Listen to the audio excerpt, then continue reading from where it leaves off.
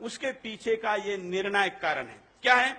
देखिए, तो 2 करोड़ भक्त 50 सालों तक, हम आंकड़े कम ज्यादा करके, क्योंकि हम कम इसलिए करना चाहते हैं कि कोई कहे नहीं बढ़ावा है, मैं कहता हूं कि 2 करोड़ भक्त 50 सालों तक अगर शराब नहीं पीते हैं तो इसका आंकड़ा होता है 18,82,000 करोड़ रुपए।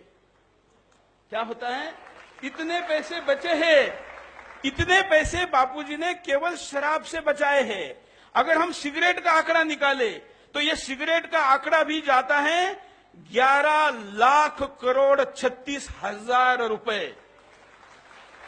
अगर हम गुटखे का आंकड़ा निकाले, हम अगर डांस बार जाने से जिनके कदम बापूजी के संस्कार से रुके उनके आंकड़े निकाले, और जिस ब्रह्मचार्य का संदेश बापूजी ने दिया, माता बहनें माफ करें लेकिन उल्लेख करना जरूरी है कि एक बच्चा अगर 5 साल देरी से शारीरिक संबंध बनाता है तो इस कारण इन कंपनियों का लाखों करोड़ रुपए कंडोम बनाने वाले कंपनियों का नुकसान होता है।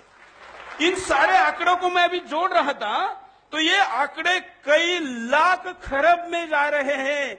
तो इतने खरब रुपए बापूजी ने जिन कंपनियों का नुकसान किया है उनके लिए कुछ 1000 करोड़ रुपए उनके खिलाफ लगाना कौन सी बड़ी बात है?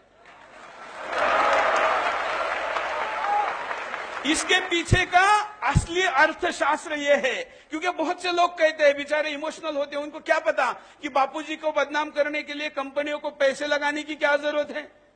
ये जरूरत है क्योंकि बापूजी अब और शक्तिशाली होते जा रहे हैं, उनका भक्त परिवार और बढ़ता जा रहा है, विपरीत स्थिति में भी बढ़ता जा रहा है। और ये जो करोड़ों खरबों, मतलब अगर मैं शून्य लगाने को कहूं तो शायद हम में से कोई नहीं लगा पाएगा, इतने अब तक जो बचाए हैं, अगले आने वाले 5 साल में बापूजी इतना आंकड़ा अगर बचा लेते हैं तो अमेरिका का 1 साल का बजट खराब होता है। 1 साल का बजट अकेले अमेरिका का।